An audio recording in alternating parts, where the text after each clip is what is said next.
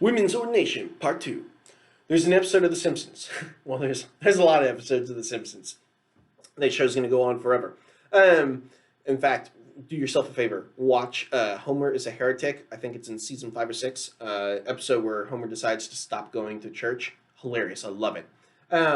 There's an episode of The Simpsons. It's a Treehouse of Horror episode, so they're these standalone, we can do whatever we want because it doesn't really affect the main student, whatever. So monsters will show up or aliens will show up or whatever. There's a Treehouse of Horror episode where the Earth is imploding and going to be destroyed, and humanity builds a spaceship to put all of the most important people on the spaceship who are the smartest and the most talented and connected and blah blah blah blah blah, so that when they go colonize the new world, they're able to colonize it with the most best qualified people. And Lisa Simpson, I think it's because of her like A plus spelling bee or something in the third grade or something like that. She gets to go on the spaceship. And the people on the spaceship are like, hey, Lisa, we know this is a really hard choice, but there's only so much room on the ship and we got to fit a lot of more people. So you are allowed to bring one family member. And before they can even finish with a deadpan stare, Lisa's like, Mom, it's Mom. So Marge gets to go on the ship and they leave Homer behind. And it's just like, what? So it's, why am I talking about Simpsons? Because it's hilarious and now I want to watch it. At least early seasons, like first 8. Because in regards to women's priesthood ordination, there can be that kind of sense of man versus woman. And I want to preface, as Lisa Simpson had to make the choice, I want to preface with a question for all of you. In the universal sense, so not in particular scenarios, but in a universally spread, universally applied sense, who is the better parent in families? Is it the father or the mother? And hopefully your response to me is you can't make that claim or that question. It's an unfair question because it requires on the individuality of the parenting and the love of those particular fathers and mothers.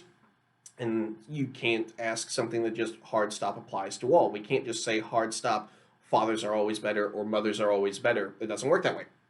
And my response to you would be like, actually, we can. Because you see, moms can do something that fathers will never be able to do. Mothers can have a new human life conceived within their body. And then mothers can grow and nurture that new human life for 8, 9, 10 months in their bodies. And then mothers give birth to that life and then can nurture that human life with their bodies. This isn't something that's diminishable or frivolous or insignificant. This is life. This is the creation of life, human life. It's miraculous, it's profound, it's beautiful. The female body, mothers, are biologically so disposed and inclined and crafted and designed that they alone can do this. They alone can have human life conceived within them. They alone can nurture and grow human life for months at a time within their wombs. They alone can give birth to new life. They alone nurture that life from their own bodies. They have specifically, generally speaking, broadly speaking, women hearing is designed to pick up higher frequencies and pitches so that they can hear the cries of their children. Neurologically speaking, women are more in tune to the empathy and the emotions of other people so that they can be empathetic to and know the needs of, be in tune to the needs of their child before their child can read and write and speak. They've even found that women possess within their bodies still the DNA of their children after their children have been born. So part of their child still resides within them. It's incalculably, immeasurably wonderful and profound and just wonderfully miraculous. It's awe-inspiring what a mother can do for their child in terms of that new life and that creation. And it is something that a father will never be able to do. Fathers will never be able to do this. They will never be able to conceive life within them, the life of their child. They'll never be able to grow that life of that child within them, to give birth to that child, to nurture that child. They can't. They never will. It's a biological difference that is insurmountable. To try and surmount it is to commit violence, heinous violence, against the bodies of men and to pervert and subvert all of that wondrous miracle of life. It can't be done. And so this is an insurmountable difference and a ingrained difference in the bodies of males and females and in the parenting of fathers and mothers. Mothers will always be able to do this for their children. And so my assertion to you then is, I'm sorry, but it doesn't matter specifically or individually. Moms win. Mothers are always the better parents. They just hard stop. Because look at what they can do in the profound and miraculous growth of life and creation of new life. Can't touch that. Can't surpass that. Hopefully, your response to me is that I'm sorry, Father Klein, but you're still wrong. As beautiful as that is, as wondrous as that is, as miraculous as all of that is, that does not inherently make mothers better parents. Their ability to have this role, this very distinct, unique role in regards to the creation of life, their ability to have that, their talents to have that, does not inherently make them better people or better parents. And you still got to go to that individual case by case basis. So my response then is, yes, exactly, correct. Now apply that to priesthood. Men can do these wonderful things. They can absolve sins and confessions. They can confirm people into the faith. They can provide last rites for those who are dying. They can, if you're a bishop, ordain other men into the priesthood. Men get to celebrate the Mass and consecrate the bread and wine into the Eucharist, into our Lord. They are connected in a unique quality and in a unique capability in regards to our faith, in regards to our liturgy, in regards to our Lord, that women will never have. It is unique only to them. Ergo, men clearly are better. And hopefully our response is, no, that's not true at all. Or ergo, men are holier. And hopefully our response is, nope, that's as wonderful as it is that they can absolve sins and administer last rites and ordain people. And as wonderful as it is that they can confer and celebrate the Mass and confect the Eucharist, as wonderful of all these things are that they have the indelible mark of holy orders on their soul, does not inherently make them better people or holier people. They aren't somehow suddenly elevated above all those people, even other men, who can't do that. That's not how this works. It's on a case-by-case thing. And that's the point we want to do, we want to get across, is that equality of our dignity is not found in or is not, I guess more accurately, the equality of our dignity is not detrimentally diminished or is not elevated or diminished by our vocations. Our equality of our dignity and the profound, immeasurable dignity of the human person is not diminished or elevated because of differences inherent to those people or because of differences within our talents or our callings. Our inherent dignity comes that we are created in the image and likeness of God. Our inherent dignity comes that we are made equal, adoptive sons and daughters through our baptisms. And our inherent dignity comes that we are gifted a call to holiness that is gifted to everybody. That through our baptisms we take an equal share in the common priesthood, kingship, and prophethood of Jesus in his mission, his threefold mission. We get an equal share in that. We are all called to holiness, to come and know our love and love our Lord. But those calls are different. But that doesn't diminish the dignity. So in regards to this push or this fear or this trepidation of the church is diminishing women, the church is diminishing and attacking or degrading the dignity of women because they can't be priests. They can't do what priests do. Ergo, it's an injustice. Ergo, it's an attack. No. Look to parenting. Look to fatherhood and motherhood. That's no more an attack than priesthood is. And the dignity of a father and a mother And the holiness of a father and mother, or the love of a father and mother, is not intrinsically tied into their capability to grow and birth life. Just as the holiness of a man or a layperson, man or woman, doesn't matter, isn't intrinsically tied as to whether or not they are a priest or not, or religious or not, or married or not. Ordination, holy orders, is not essential for our individual salvation. Now, to clarify, I'm not saying the Mass isn't important, the Eucharist is important, sacraments aren't important, who cares? Wow! No, no. What I mean is, an individual soul does not have to be ordained a priest to get to heaven.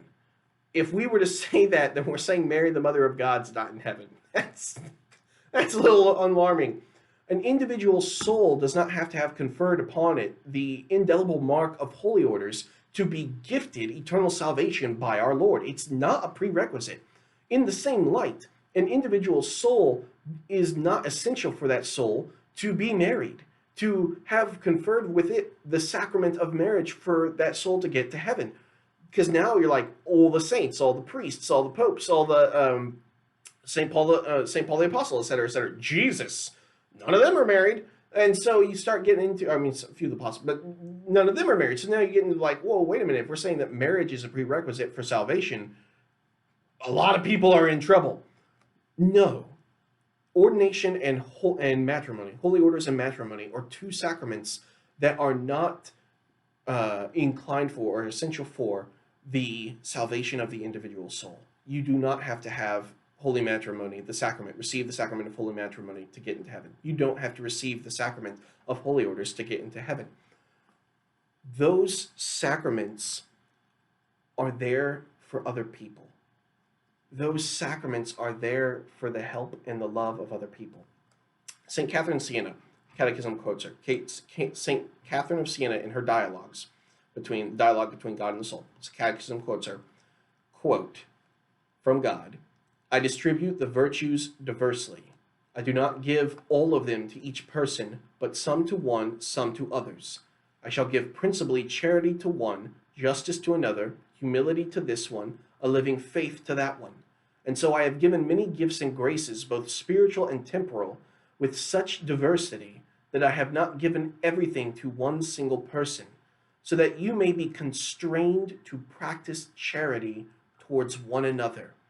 I have willed that one should need another, and that all should be my ministers in distributing the graces and gifts they have received from me." The very first thing our Lord has a problem with in Genesis is not sin, it's loneliness. The very first thing our Lord seeks to correct is not sin, it's loneliness. It is not good that man should be alone. I will make for him a wife, and the two shall be joined into one flesh.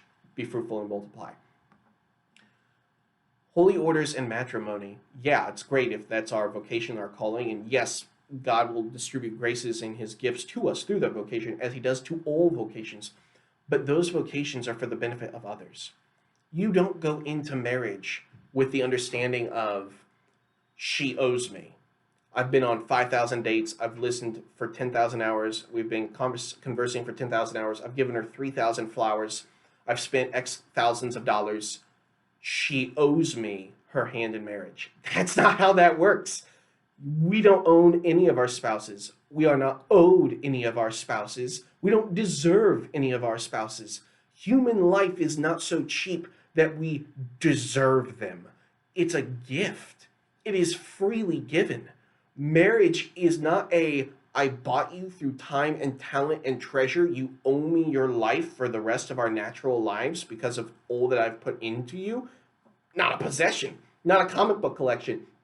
Marriage is a, I love you so much, and I am so wonderfully, profoundly in love with you, that even though I don't deserve you, because who can put a price on the dignity and worth of a human person? Even though I don't deserve you, I love you so much that I consider it my profound privilege and pleasure to gift you everything I am, to make of my entire self a gift to you that I will never take back. I give to you all that I am, in the good, in the bad, in the rich, in the poor, in the healthy, and the sick. It's all yours. I love you so much that I want to dedicate my life to loving you, to helping you, to aiding each other, to getting into heaven, to spreading that love to our community and our children. I love you so much that I am willingly devoting myself and freely giving myself completely over to you. And the beauty of marriage is two people make this promise and make this gift to each other before God and before his church and their witnesses and their family and friends. Where two people are like, I didn't buy you, I didn't earn your love through merit or through talents or through purchase. It's gift. I gift you everything I am, and you gift me everything you are. And we vow before God that that gift will not be taken back. I won't renege. It will grow through the good, through the bad, through the rich, through the poor, through the sick, through the health. We will use the good and the bad as further means to prove our love and to administer that gift of love to each other. Not as a, oh, we're just tolerating the bad with each other until this goes away, but as a, hey, I'm going to continue to demonstrate my love so that when you're sick, rather than abandoning you, I prove my love by helping you when you're sick. I'm going to prove my love to you that when we lose our jobs or someone dies or whatever horrible thing you want to think of happens, that isn't just a, well, we'll bunker down and tolerate this and get through this, or a, well, peace, I'm gone, but as a, I am there for you. And I give you my grief, and I give you my sorrow, and I give you my consolation. I give you everything, good and bad, for love of you. And then that love gifted to each other births new life. And now we give that love to our children so that they may be raised in the love of God. They may be raised in the love of our parents, and they may be able to do for others, community and their own spouse, their own children, etc., what we do for each other. Priesthood's the same. Priesthood is all about the other. You're called to be a servant. When Jesus institutes his priesthood at the Last Supper, he prefaces that institution of his priesthood with the washing of his apostles' feet. The apostles' feet are dirty. Oh, well, all the feet down back then are dirty because you're walking everywhere in sandals. It's filthy. It is a servant's job to wash the feet of people in the household or in the palace or wherever you're going that's prominent and important. Waiters would seat you at tables in restaurants. Servants would be like, let me wash your feet. It's a filthy job. And it is a sign of elevation in their culture or a sign of greater prominence, power, standing, status, whatever you want to call it, that you have someone else wash your feet. You're better than them, so societally, standingly stating, SSS, blah, blah, blah, blah, blah. I have one language, I can't speak it. You're better than them because they are stooping to wash your feet. The very first thing Jesus does before the institution of the priesthood is he washes his apostles' feet to designate that the priesthood you get is a share in my one true priesthood. And my one true priesthood is to be a service to others and to sacrifice myself for others. And to drive this point home, I who am God am going to make myself a servant and take this super dirty job that would diminish me in the eyes of the world to serve you because I love you. We're made to be in community with each other, and we're made to be with each other. The beauty of marriage is not that when, ideally speaking, when it's properly worked out, played out, the beauty of marriage is not that one parent is better than the other parent. The beauty of marriage is that both parents work in community with each other for the betterment of their family, for the betterment of their children, for the betterment of the community that they're a part of. And marriage is most perfectly realized and lived and loved when those two parents work together in that love. It's community. The beauty of life is that life can only come about through the union of a man and a woman, of a husband and a wife. Life can't be done by one person alone. A man can't just be like, oh, I'm going to create new life by himself. He necessitates, needs his bride to help him and to bring about that life. It's community. We're made to be together. So the differences aren't there to be diminishments or degradings or condemnations against other people. The differences are to be celebrated, and the differences are there to aid people to get to God. Just as the spouses help each other and the spouses help their children, and the spouses help their community, and everybody has their own different talents and their own different virtues and qualities and characteristics and whatever. They work together so that all of us may help each other through the grace of God, through the aid of God, to get to heaven. It's the same with priesthood. Priesthood, the priests aren't just like, hey, look, we're better than everybody because we're priests. No, no, no, no, no. Just as the priest is to help the lay faithful to get to heaven through the administration of the sacraments, through the liturgy, and through all the other pastoral priestly duties that a priest so does, so too does the laity help the priest get to heaven. It's not an either or, you versus me, it's both and. And God specifically imbues all these wonderful, unique differences in people to demonstrate the myriad complexities of an expanse and depth and width of God's love and God's eternal love and grace, and to show that there's a myriad of paths that people can take to get to God, to know and love God. C.S. Lewis isn't a priest, he's an author, but awesome, awesome author. Mary, the Mother of God, is neither a man nor a priest, but she's the supreme saint. There's all these paths that can get people: single life, married life, religious life, being a doctor, being a teacher, being a police officer, all these other vocations, different vocations, unique to each person. And each person has their own unique talents and attributes and dispositions towards particular graces. Not that you're devoid of all grace if you're more disposed towards justice, but that maybe that's your primary, like, one you're so disposed towards. So that we can help each other get to heaven. This is not you versus me. This is we. This is not I over you. It's about him. It's about he, not I, he. And it's all in relation and all in combination of that. So the uniqueness of priesthood being reserved to men is not a degradation and not a diminishment and not an attack on the dignity. The dignity of the human person is not disqualified by their vocation. Again, it's by their creating in the image and likeness of God, their baptism and the call to holiness. It's a let us use our uniqueness, our shared talents, our shared capabilities. Let's use what we have to help each other. Hey, husband, you can never give birth to our daughter or our son, but you can do all these wonderful fraternal, parental things for them. And let's work together and pull that together to help each other. That's priesthood. That's marriage. That's being a Catholic. That's being a human being.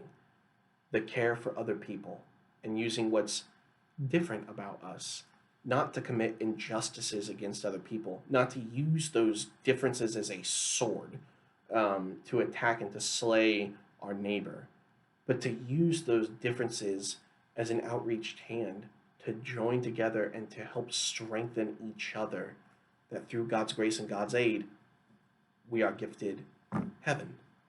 That's difference. We'll move into part 3 of Women or Nation. Yeah, don't quit my day job.